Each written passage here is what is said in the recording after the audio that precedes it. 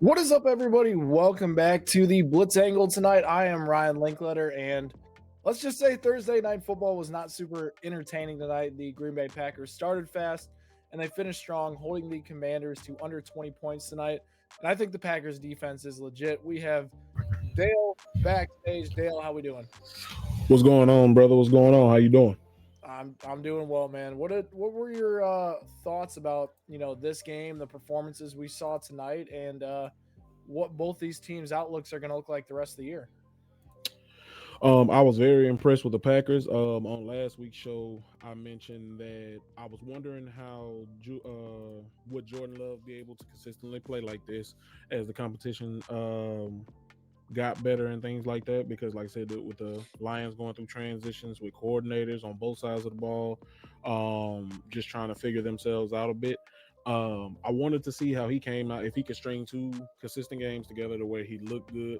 And I think an underlying thing that many people probably aren't mentioning right now is him leaving these games relatively healthy, Yeah, and getting through the season that way. So 2 games down, 2-0.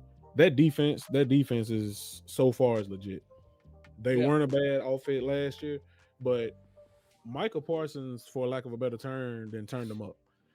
You can see it from the first snap of the ball. They just come out with so much energy, so much speed. And it just, to me, it really popped off the screen. And that's without Micah not even playing 99 to 100% of the snaps like he will be once he gets back to 100%. So just the speed and the energy and the belief that he brings to that team. They believed in themselves, I'm sure, and they felt like they probably could go toe and toe with anybody. But then you bring in Michael Parsons, one of, if not the best edge rusher in the league, and it looked like he playing the run a little bit this year too, Jared. But it just, they look like this 2 games in, and I look at some of the fourth quarter, he's standing on the sideline with his helmet on his head, like tilted off his head, and they still playing with the same speed, the same energy, the same effort. You got Devontae Wyatt out there blocking passes, looking like JJ Watt, prime JJ Watt. So that defense, I love it. And I also mentioned last week the wide receiver core. I wondered who would slowly start to emerge as we get slowly deeper and deeper into this first quarter of the season and things like that. I think it may be Tucker Craft. mm, That's what I'm looking at. I know it's easy to say, oh, well, obviously he led the team in receiving yards, this and that, but it's how it looks. It looks like they are building more and more chemistry as we go week by week. Sometimes it's not about the stat line. Sometimes it's about being there, being open when I absolutely need you to be at those moments in the game. And it was like I guess it was like a comeback route for him. He slipped, got back up, and still got the ball. It just felt Travis Kelce to me with Patrick Mahomes. Just that, not him as a player necessarily, but just their budding relationship on the field. It just felt like, every time he needed a big completion, and that's not to even put down the rest of the receiving core. Um, they just make plays. I mean, maybe they can prove me wrong and prove other people wrong, and be a team that we didn't have a necessarily a definitive week to week number one, but we still got it done and we still got a ring. So that remains to be seen. But I was very impressed with the defense, their speed, just how much better that they looked. And as far as the Commanders go, mm, I'm not gonna say I'm worried, but at the same time, I feel like the Packers asserted themselves as the one B to the Eagles 1A. And I know we're only okay. 2 weeks in and we have yet to see a lot of other teams play their second game. But I think so far they have to be the second best team in the NFC, no doubt. I don't think Uh, I disagree with that at all either. I think that they've showed, I think the biggest way to describe the Commanders tonight is that they played scared out of the gate. It felt like their passing game, right? They threw the ball right out of the gate pretty quickly. They didn't necessarily try to mix in early down runs or anything like that until the third quarter. And it got them off script. And you could even tell, like before halftime, like, oh, we can't get the ball back to them. We're just gonna kill this clock and completely ruin the momentum of our drive instead of, going out there and just like taking it and just saying, we're going to do what we want to do and go score. Felt like the Commanders were just on their heels from the start of the game, and the defense for the Green Bay Packers, it's not just the Micah Parsons edition. Even when Parsons is not on the field, They are absolutely balling out. They're covering up for their secondary issues right now with how good the front seven is playing. The front seven's elite right now, and you could put that group up with anybody in the NFL. They have depth there. They have different type of players, whether it's run stuffers, whether it's pass rush guys. It is a perfect mix of guys, and that's what you need to go make a run in the NFL. I thought I'm not a big like weird stat guy, but every Green Bay Packers Super Bowl quarterback just happens to be 27 years old, and Jordan Love's going to be 27 this year. So it's a crazy coincidence that that could happen potentially this year, but the way the Packers look on the defensive side of the ball, they're going to be incredibly hard to stop. And I thought the Commanders today did a poor job of having any sort of confidence of trying to attack this defense after the way they played. It looked like they watched the Lions tape and we're like, oh boy, the Lions had a hard time against these guys. We're going to have an even harder time. It didn't feel like they had any confidence with this game plan.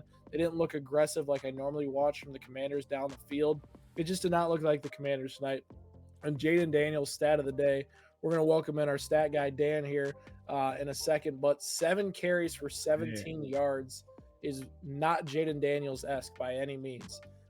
They could not get the ground game going. They became one-dimensional. It became very easy to stop this Commanders offense. And credit to their defense. They did a good job of slowing the Packers down throughout the middle part of this game to give their offense a chance. It was only a one-score game in the fourth quarter.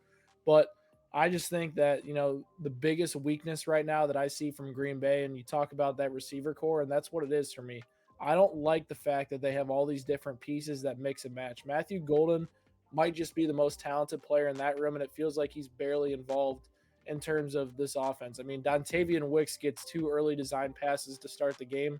Why couldn't those have been Matthew Golden? Why couldn't, Romeo Dobbs get more looks and stuff like that? I think this makeshift receiver room is good in terms of, keeping guys fresh, different types of, personnel grouping, stuff like that. But why don't you just have a guy that's going to be consistently on the field, get in a rhythm, get the targets he needs, and goes ball out? I was so glad to see Tucker Kraft have a game like he did because he's one of the best players with the ball in his hands.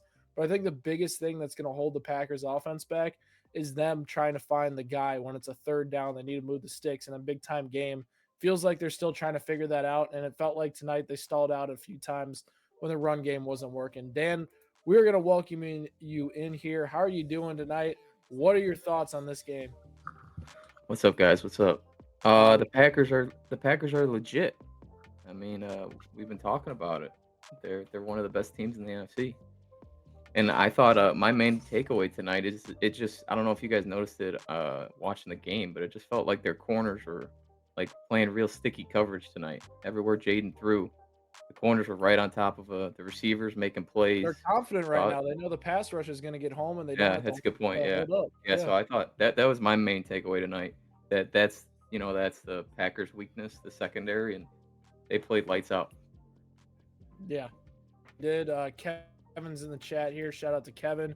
You hope Golden can grow into that role as the season goes on. I really listen, the routes he ran down the field today, they were, young Tyreek Hill esque of like just faster than the guys that he was going against and just open.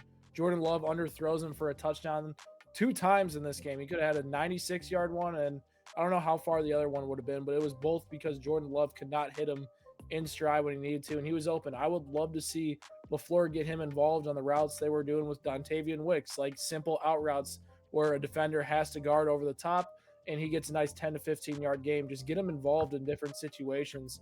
And I think that's going to help them significantly, develop him as the year goes on. He's already super talented, one of the fastest players in the NFL. Seems like he's already beating guys deep, which is a great sign. Now let's get him involved in the underneath game. Let's not rotate him as much as we, do with some of the other guys. I think when you invest the capital in them like they did, you need to start developing him. And the only way to do that is by getting him more targets, especially in a game where it felt like the Packers dominated. Why not just get him more involved? That's the confusing part with me. And I mean, this performance too was without the Packers, potentially top 2 offensive linemen. Uh, Yeah. Aaron Banks is out there. You're missing Zach Tom as well. I mean, they just still had a great day offensively. Let's talk about the division. Dale, I'll start with you. Is this the Packers division to lose at this point? At this moment, to me, yes. With the defense flying around like this, JJ McCarthy, we were praising him last week, and rightfully so. He came up big in the fourth quarter, was able to lead them to a victory against the Bears. But when you look at the game that the Bears put together, and then you look at how the Packers are playing, I don't think that if you transfer that play into this week, you're gonna have the same result. There's no way. Especially with another week for Michael to get that much closer to 100%. Those same linemen that you just named to get closer to 100%, if not play. All these things that, and we haven't seen the Packers at their best. So I feel like the Vikings will be the closest thing in the division at this very moment, challenging them. I'm interested to see how the Lions bounce back and if how they look this week. Do they look more coordinated? Do they look more like the Lions of last year? The Bears, it's looking like they're gonna be last place in the division. I hope that includes a step forward, even if that's the case, because it is a really good division. But at the same time, right now I can't see it. I can't see them making a monumental jump from last week to this week. I think it takes time, and so I'm going to give them their grace, but I'm going to put them in fourth place in my mind right now. So for me, it's my mind went blank. I apologize. It's You got it. You got it. goodness gracious, Packers, Vikings, Lions, Bears. Yeah, I think one of my bigger takeaways from this, outside of the Commanders and Packers in general, I think the Lions are going to be in a much better spot than they were last week against the Packers. I mean, the Commanders really struggled this week against the Packers defense as well. I think we can all agree they're a top 5 unit in the NFL the rest of the year. The Lions are facing the Bears, should be a much better matchup for them. I think they'll wind up being okay. Sure, they might not be as explosive as they once were. They might not be as consistent and matchup proof like they have been in the past. But I think the Lions will wind up being okay. Dan, what are your thoughts? Yeah, I mean, just speaking on the Bears Lions matchup this week. I mean, Vegas has the Lions a touchdown favorite, which I'm pretty surprised by that. But Vegas doesn't get big on its own. They know what they're doing. So I mean, I don't know. That's a huge number. So I mean, they're expecting the Lions to take care of business at home. But just like to talk about NFC North teams, I think it's the Packers division. I mean, I don't know if you talked about it earlier since I joined a little late, but this is the first time the Packers started 2-0 since they went to the NFC Championship during the COVID year, and they lost to Tom Brady and the Buccaneers. So I mean, obviously, I mean, you got something special brewing there. The 27-year-old quarterback, 2-0. Maybe this is the year for them. Maybe it might really be 27 years old. Seems like the year where it works out in Green Bay overall. And I just wanted to throw this in. I was just thinking as you guys were talking, I just hope at the same time they don't rest on their laurels after these 2 weeks and kind of take that as, well, yeah, we're light years ahead of everyone. We can stand toe to toe, because the Lions are still the Lions. They have to figure out how they are going to play. And like you said, it may not be as explosive, but you got to understand that you have most of the same pieces. So if you were able to do what you did last year, you should still be able to produce, just maybe in a different way, maybe not as big as the explosive plays, so much as, I wouldn't necessarily say even dinking and dunking, but just figuring out different ways to use these pieces to get down the field. Maybe more plays, maybe more time off the clock, things like that. Maybe leaning on their run game to kind of get back to what you were doing and opening it up, play action and things like that with Jared Goff. So like I said, the Lions still have the potential to get back to who they are, and it's not like I said, it's only 2 weeks, so nobody's running away with anything. But I just think right now, if they come out with the same, whatever mindset it was, whatever pregame message, whatever it was, these first 2 weeks that they've been playing with and playing on, I think, yeah, they are a legit threat to be in the represented NFC. 100%. Let's kind of segue this into our predictions for this week. Obviously, all of us have our NFL picks that we do on our website. So if you guys are ever interested in taking a look at what our guys are thinking, there's a tab there. You can go click it, see how we're doing. We're going to start with the 12 o'clock games. What we're going to do is we will go through and we will talk about our picks for each game, and then each of us will break down one matchup in these different time slots that we each of us like. So we have the Seahawks and Steelers for this matchup. I have the Seahawks. Dan is going with the Steelers, and Dale is going with the Steelers as well. Patriots and Dolphins. I got the Dolphins. Dan has the Dolphins. Dale has the Patriots. Jacksonville Jaguars versus Cincinnati Bengals. I got the Bengals. Dan's got the Jags. Dale has the Bengals. New York Jets versus the Buffalo Bills. We're all riding Buffalo in that matchup. Nobody's going off the grain there.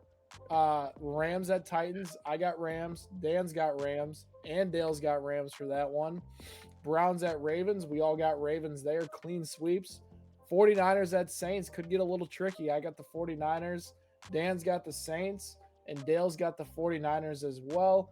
Giants at Cowboys. I got the Cowboys. Dan's got the Cowboys. And then Dale has them boys as well. And then the final game of the early slot, we all have the Lions taking down the Chicago Bears. Dan, I'm going to start with you. Out of those 12 o'clock games, what are you looking at? Which one, jumps off the chart for you as a big time matchup that we need to pay attention to this week? And I feel like it'd be unfair that we talk about Bears Lions again. No. We're not talking Bears Lions. There's enough Bears tonight. I mean, just the game. I mean, it's a tough slate. Week 2 is always hard to predict. After 1 week, we think we know all these teams. We think we know who's going to the Super Bowl, all that fun stuff. So this is overreaction week.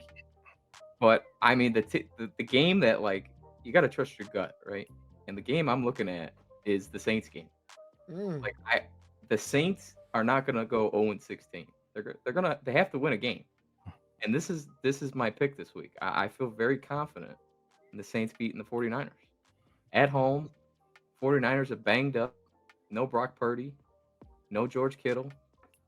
And I just think the Superdome's going to be electric on Sunday, and I'm taking the Saints at home. I don't know what Dale, the spread is. I'm gonna ask you, Dale, on this one before I talk a little bit. You're a big Saints guy. What is your thoughts on this matchup here? Dale, you a Saints or Cowboys fan? I'm a Cowboys fan. Okay. Yeah. I was laughing. I was thinking as you were reading them off, you said, Dale, you picked the 49ers. And I was like, did I do that? Did I? Because I was thinking about Brock Purdy. But I think that I'm trusting more in the head coach. I think that with his quarterback being out and him having that the scheme that he runs, the run and leaning on that run game, that's why I picked them. The Saints are going to be a scrappy team. I think they'll be one of those teams for sure this year that if you have them on your schedule, you cannot count them out. You cannot overlook them. But I don't think that this year is the year for them to upset a team like the 49ers. And that's even without their quarterback for the simple fact of the scheme. So I'm trusting in Kyle Shanahan. I'm trusting in the run game. I'm trusting in it does not necessarily have to be Christian McCaffrey getting 20 to 25 touches plus. It's just rotating those guys in and out and taking advantage of a team in transition, of a team that's got a first year head coach. Kellen Moore has had a lot of success as a coordinator and things like that, but he just doesn't have the pieces. And so I'm trusting in the head coach. I'm trusting in their defense to kind of just wake up a little bit. I think that Nick Bosa comes out and has a big game. And then you got to remember all pro Fred. So I just think that I'm trusting in that defense and that head coach with that scheme. And I'm thinking that they come out of there with the dub for sure. I think the interesting part about the matchup, and I agree with Dan, the Saints are going to win a game or two this year for sure. I think it's going to be in division, though. They wind up taking those games and stealing those games. In this matchup, the stat that jumps out to me is Spencer Rattler has scored 13 or less points in 5 of his last 8 starts and has never won a game as a quarterback in the NFL. So you add that on top of a 49ers defense that just ate alive Sam Darnold the last week, where their offense really struggled a lot at times.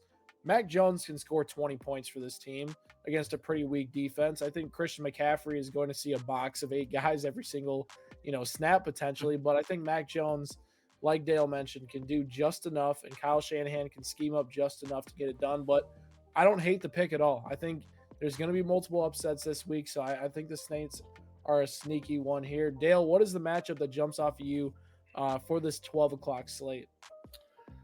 I would have to say jumps out. I would have to say probably Seahawks Steelers. Mm. And I'm very interested in seeing, just like it's kind of like the same thing I was just talking about the Packers. Will they string it together 2 weeks in a row? And I just want to see from week to week what the difference in performance look like, if it's a drastic thing or if it's just a a minimal thing, or if they kind of even kill. Aaron Rodgers really put some stuff on tape last week. I was watching some. I've seen highlights going up and down social media. I just like the zip on the ball. I like the delivery. I like the way he was playing. It kind of it almost in your heart made you feel like Green Bay, old Aaron coming back. So I'm interested to see if that offense can keep it going. But the Seahawks at the same time, they signed Sam Darnold, they trade Geno Smith. So I'm wondering, okay, what's it gonna look like? Is this what you guys' year is gonna look like? As far as just, is it gonna be a letdown? It has Sam Darnold regressed and was last year just a blip on the radar. What I'm interested to see them come out with energy, come out with effort, and just show that we not just gonna be no pushover this year. We're gonna be battling for probably a wild card spot as well, if not battling for our division, and we're here. They have Jackson Smith and Jigba. I think he's ready to fully be that number one. But Sam Darnold has to remember who he is, not listen to the naysayers, because he has put a lot of bad film on tape, unfortunately. But at the same time, people update their resume, so he doesn't have to stay there. At the end of the day, I played how I played last year. I got the team to 13, 14 wins. You can say, oh, well, it was the defense, it was this person, it was that person. Well, I was the quarterback, and there's only one of those that start every week. So at the end of the day, I led them to 13, 14 wins. And just stay in that mindset. Know that you're that guy, that you're him. And they signed you for a reason. They traded their quarterback for a reason. If they didn't, they could have kept Geno, because what's the big difference between him and you as far as just how far y'all are going to take this team? Because I don't think that you guys are going to be a Super Bowl team. So I'm just interested to see which team, if the Steelers can continue this momentum and they can build and stack, and does that defense kind of get back to, okay, now it looks like after 1 week at least, we have an offense that we don't have to scrape and grind and hope that they can make a field goal this game for us to win. So can we get back to our dominant selves? Can the offense keep us off the field to keep us fresh and things like that? And can we just get back to those steel curtain days? Interesting. I think that's one that kind of stood out to me too, in terms of like what each of these teams can do. I went Seahawks in this one because I partly think both these teams are very similar in the fact they're going to be fighting close to 500. I can see the Seahawks defense giving Aaron Rodgers fits, because they're going to be able to stop the run. They're going to make the Steelers one-dimensional, and I'm not sure another one-dimensional game for this offense, Aaron Rodgers can completely carry them. So I'm going to lean slight Seahawks right now, but I can see how the Steelers can take this game, and the defense is going to have to play much better than they did last week against Justin Fields, because the Seahawks offense is much better than that. Dan, what are your thoughts on that matchup? Yeah, I think it's gonna be a close game. I mean, spread's 3. It's gonna be tight. But I mean, I got a question for you guys. Is this a DK Metcalf revenge game? Think he goes off this weekend? I mean, he's gonna have tough matchups. I mean, Witherspoon's Yeah. out there. It'll be. I think what's interesting though is DK is like not like one of those alpha guys, it feels like, but he's in like that tier below where he's still a really good receiver. I think what is interesting about the Steelers is you could just say, let's take DK out of the passing game, and what else are the Steelers going to do at that point? So I think, interestingly enough, I think it's going to be interesting. I keep using the word interesting, but I think what we see from more teams is that it's a DK Metcalf type bracket between a cornerback and a safety, and it's going to be Calvin Austin, go beat us. Jonnu Smith beat us from the tight end position. And it's not like DK is an alpha receiver that he needs that attention, but with the amount of weapons they have on the Steelers team, I think it makes sense that, teams can start doing it and taking away their number one guy for sure. Yeah, and I mean, just to add on to that, I think that I agree. It's like, I feel like DK is a super athlete, and it's like, you would think that perennially every year he would be going for over 1,000 easy, threatening double-digit touchdowns. Things just showing dominance. And it hasn't quite consistently happen, and you can look at different things, offensive schemes, quarterbacks, things of that nature. Russ kind of on the decline toward the end of his Seahawks tenure, and then him being traded. You can look at a bevy of different things. So that's what I'm also wondering too. Does a full year with a quarterback like Aaron Rodgers, if Aaron Rodgers can be the Aaron Rodgers from week one, does that turn up DK's game? Does that take him to the next level? Does that the different ball placements, the different, just the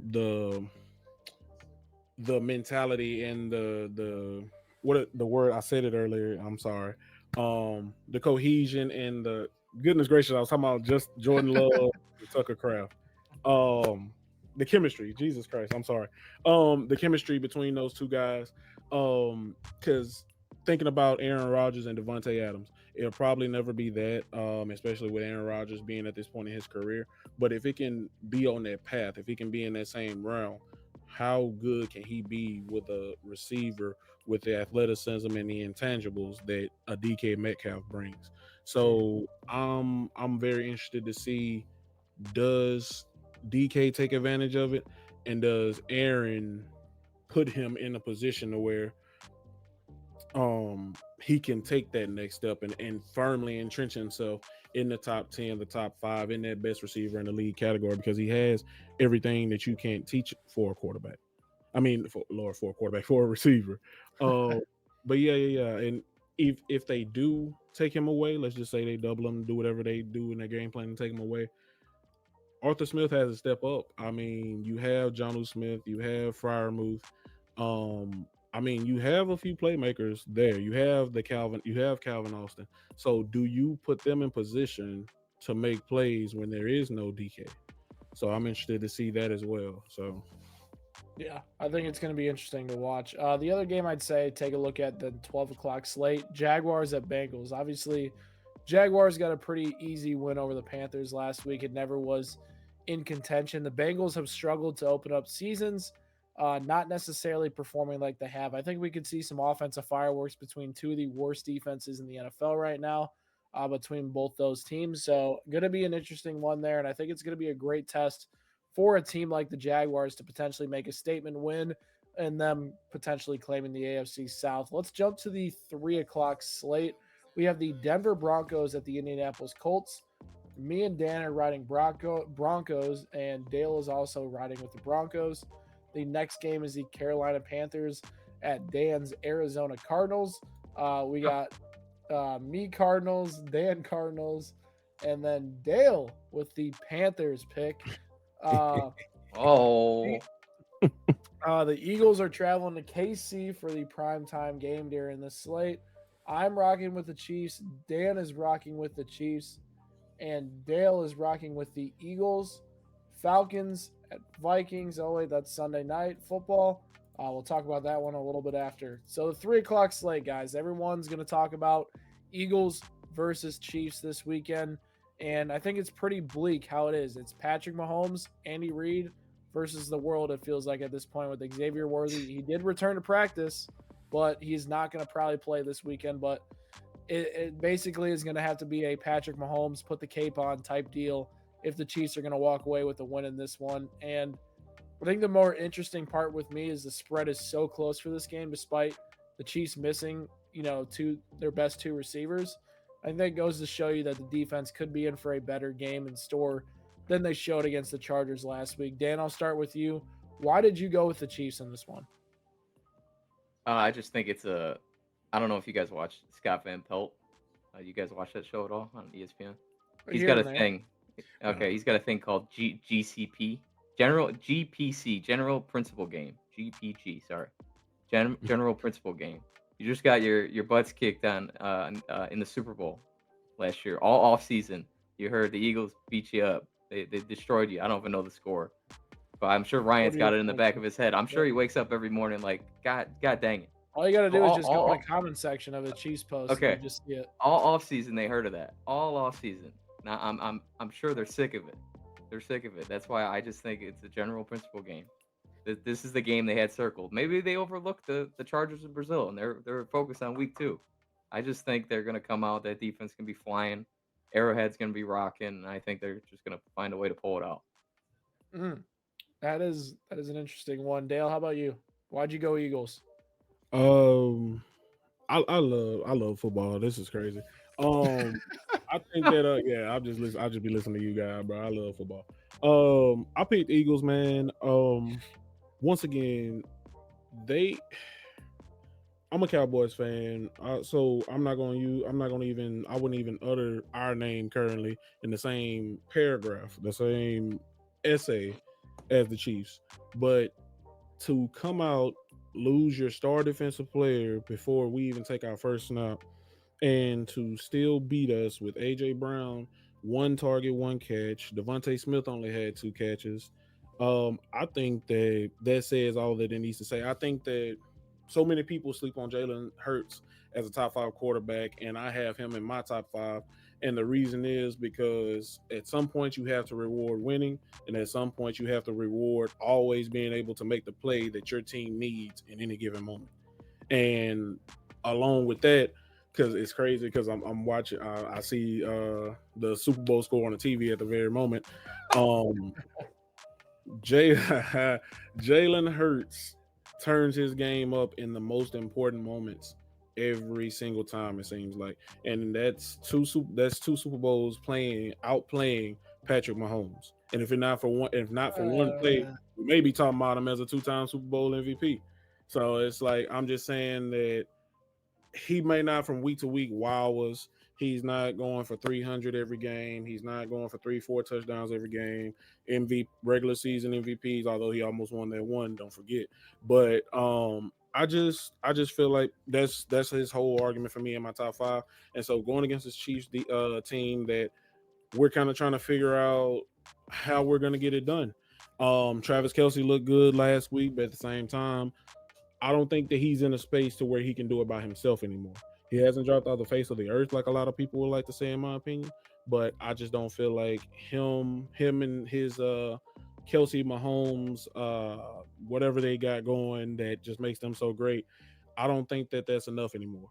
And when you have a Xavier Worthy that goes down, um, how are you guys going to get it done offensively? Because at the end of the day, the Eagles, they didn't look too good without Jalen Carter, but at the same time they get him back. You still have Quinyon Mitchell, you still have Cooper DeJean, Jahad Campbell, the rookie linebacker. He did look good last week. He was flying around, and he's only going to get better week to week with more action, more reps.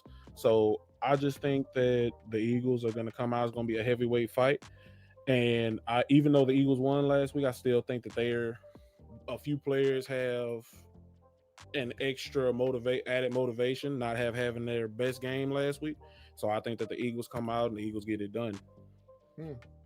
Yeah, I think the biggest thing, like, this is the perfect matchup for the Eagles on paper, considering like the talent they have on both sides of the ball, already coming off a win, right? Could have played better. Like they're prepared, they're ready to go. They play typically well against the Chiefs every time they match up with each other.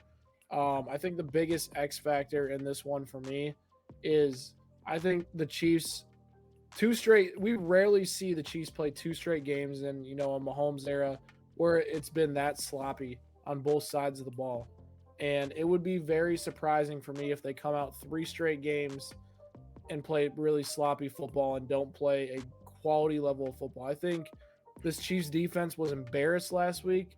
Their secondary had some of the lowest grades I've seen since the 2018 Chiefs team that gave up 30 points a game. The offense had to score 40 points a game.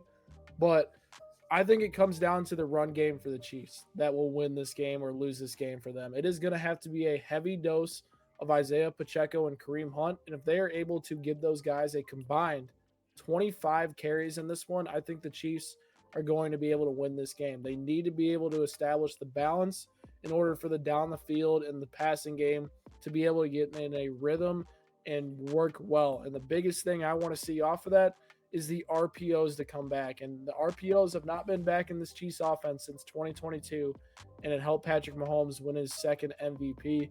I haven't seen it enough over the past few years, and it really needs to come back now with a not so talented receiver group And the best player that I've seen over the past few years in this RPO scheme since Tyreek's been gone, it's Juju Smith-Schuster. He is going to have to play a big-time game over the middle of the field, and I think if the Chiefs running backs can combine for that total of carries, they will put themselves in a good spot to win this game. But it's ultimately going to come down to if the Chiefs secondary can make a stop on third down or the Chiefs can get pass rush when needed, because we saw last week the offense was making moves to come back and they couldn't get off the field on third down, and that's going to decide the game. Hard to pick against the Chiefs to lose 3 straight games technically, so I'm going to ride with them despite the losses on the offensive side of the ball. Sunday night football, Falcons at Minnesota Vikings. JJ McCarthy turned it up towards the end. Got them a big time dub, 21 unanswered points. Dan, I'm going to take this one over to you. You have the Vikings. I had the Vikings. And then Dale has the Vikings as well. A clean sweep for the Vikings. It actually should be a pretty close game. Why are you riding with the Vikings in this one? I'm just gonna trust their defense. I think their defense is one of the better units in the NFL. They had Caleb on the ropes all night. Once they got in the flow of the game, I mean, they didn't give up a pick six. The rookie quarterback did. I mean, once they found the flow in the game in the fourth quarter, they started pressuring Caleb, and they found a way to pull it out on Monday. So I just think the Vikings, Brian Flores is one of the better defensive coordinators in the NFL, and I just think the way he disguises coverages, bring blitzes where you don't think they're coming. It's going to be a lot for Michael Penix, who's kind of a rookie. I mean, how many games did he play last year? 4 or 5 games. This is kind of what year we'll say year 1.5 for Michael Penix. So I just think that defense is going to be tough for him, and it's going to be a hostile environment too. It's Minnesota, man. They're going to be hyped up. That place is always loud, and I just gonna trust the Vikings in week 2. I think they blow extra crowd noise out of the horns. I think that's what happens. Yeah, Makes it louder over there in Minnesota. Yeah, they be cheating. Dale, why are you riding with the Vikings in this one? Honestly, I'm thinking, and Dan, that was a great point that like Michael Penix, he only played, what was it, 2 or 3 games last year. So I mean, in a way, you know, he's kind of still a rookie in my opinion, and he still has a lot of growing to do. I think that KOC comes in, and after seeing his quarterback and seeing some of the things that he put on tape last week, they go back and watch the film. I think that he puts him in a better position to get some easy stuff this week and kind of get him in a rhythm earlier. You know, I was watching earlier where McCarthy and JJ were on the sideline, and they were just trying to keep the morale up as the game was going on, as mistakes were happening, the pick six, things like that. And he was just telling them like, hey, don't give up on me. Don't give up on me. And JJ said, no, you ain't never got to tell me that. I got you. I think that last week gave them something to hope for, something to believe in.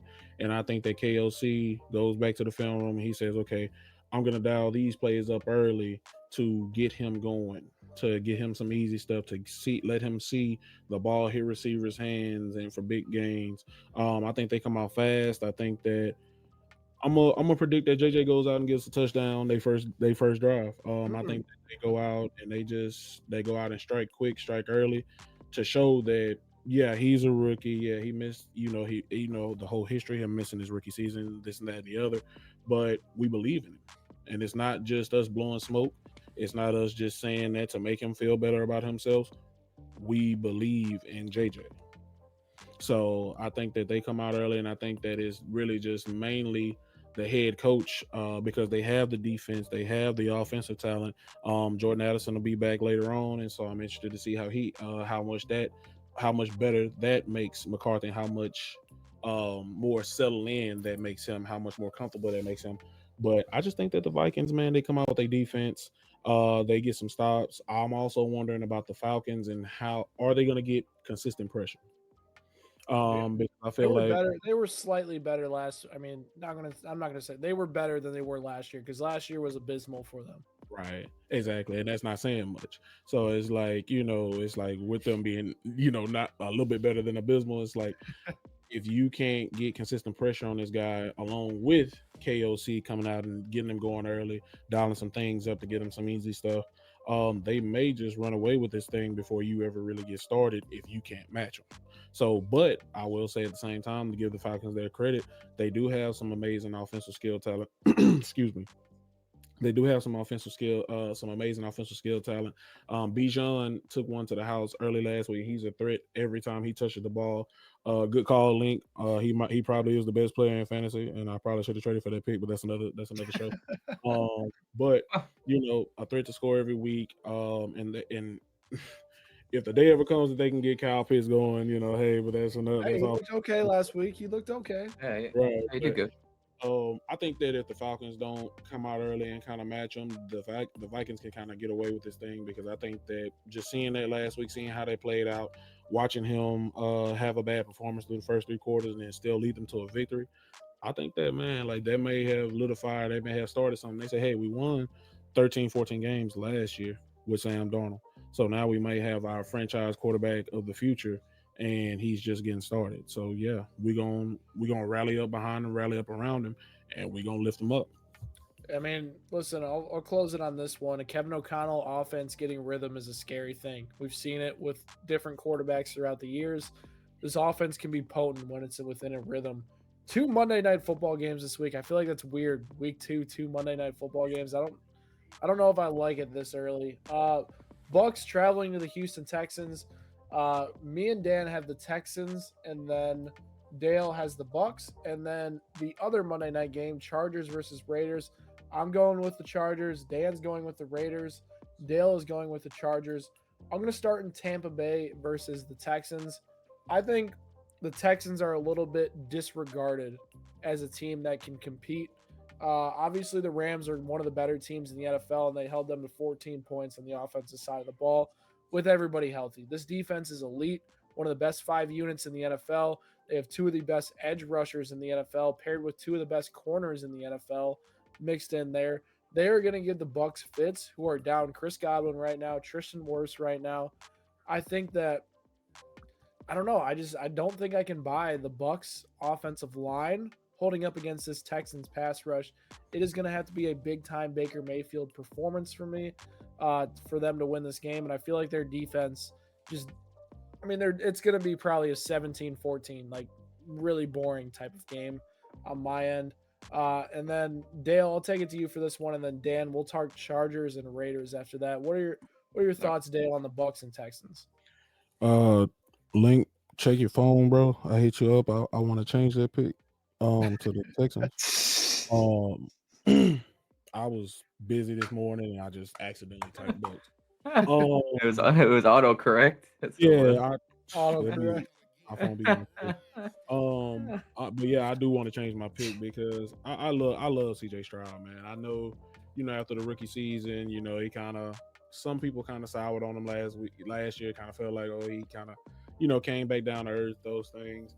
I just feel like he has it, and they come out, they didn't look that impressive last week, but I just believe in him, and I'm just listening to Link talk about the roster around him. You have Will Anderson and Danielle Hunter on that defense. You have Stingley. You have playmakers, man, and they play hard and they play fast. And then you have Nico Collins, who's, I think before the injury last year, I think he was top 5. And I think he was, honestly, I think up until that point, he was the best receiver in the league at that point, just as far as who was performing last year at that moment. It was him, it was Chase, of course, and Jefferson. I just believe in them, man. And like you said, with the injuries that they have, but at the same time, the Bucs, I like what I saw from Emeka Ibuka last week, and just him coming into another week and getting some more reps. Now, like you said, going against Stingley, going against that defensive backfield, that is a new look, and it could look a lot different. But at the same time, I think that their number one thing will be to take away Mike Evans and to kind of look at the rookie and say, do it again. Yeah. Like, you have a good first week, but do it again. Do it this week. I don't care about last week. So we're gonna take away Mike Evans. Chris Godwin is probably still not. I know that the coach said that he has a chance to play, but let's just go with the idea that he doesn't. I just look at the rookie and say, do it again. I take away Mike Evans and I tell Baker Mayfield and him, okay, throw it. But yeah, I think that the Texans take this one. I think that they bounce back. They show that, hey, we're not to be forgotten.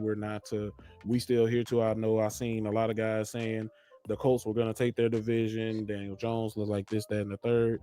But I think CJ Stroud kind of look at him and just like be for real. Like, don't just it's week 2. So 100%. We actually have breaking news right now. Jaden Reed dislocated his shoulder. Fractured collarbone. Fractured collarbone from Jaden Reed. He's expected to miss 6 to 8 weeks. So the Matthew Golden hype train might just be picking up, and he might get more snaps. So very interesting there. It's kind of crazy. We saw Xavier Worthy go down with a shoulder injury. Now you see Jaden Reed go down with a shoulder injury next week. I am praying for wide receiver shoulder injuries throughout the rest of the year. We've had too many. And obviously Austin Eckler's injury. I mean, that just sucks. Austin Eckler seems like he's a really good dude. Yeah.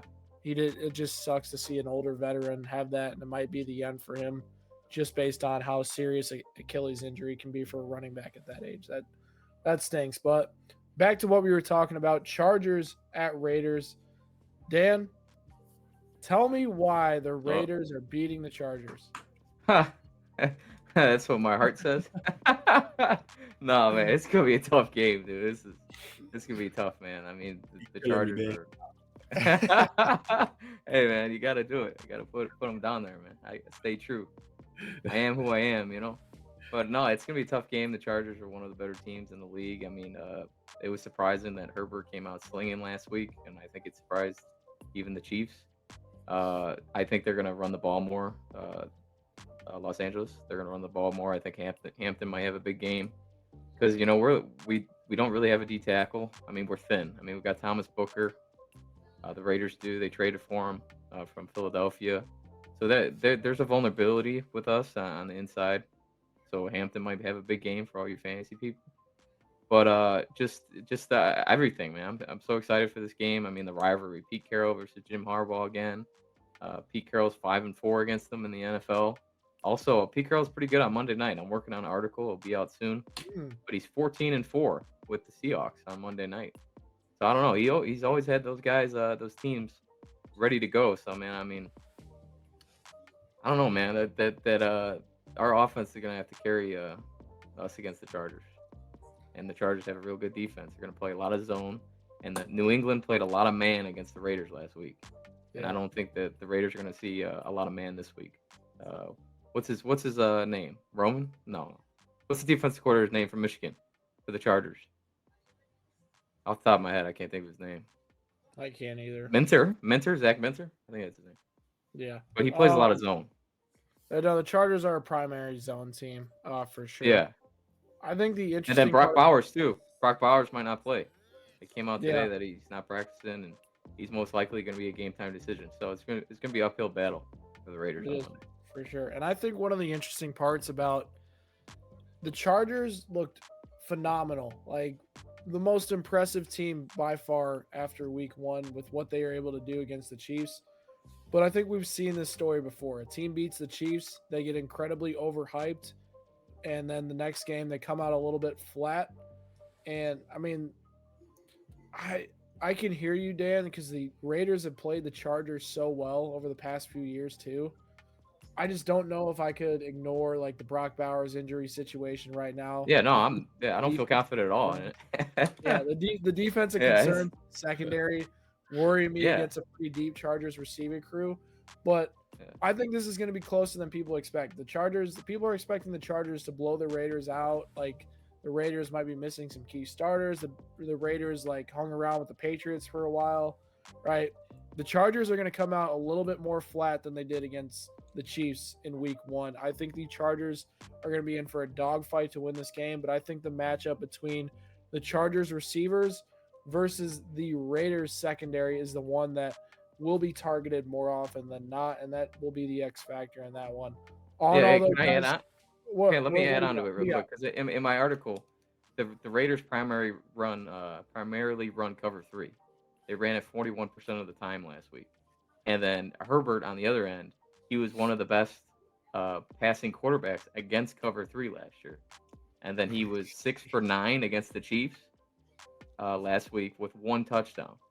So I mean, I don't think Pete Carroll is going to change his philosophy for this game. He's going to run cover 3, and we're going to see what happens. I think our pass rush has got to get after it. The key matchup I have circled is Max Crosby versus the right tackle Trey Pipkins. Max Crosby's got to wreck the game.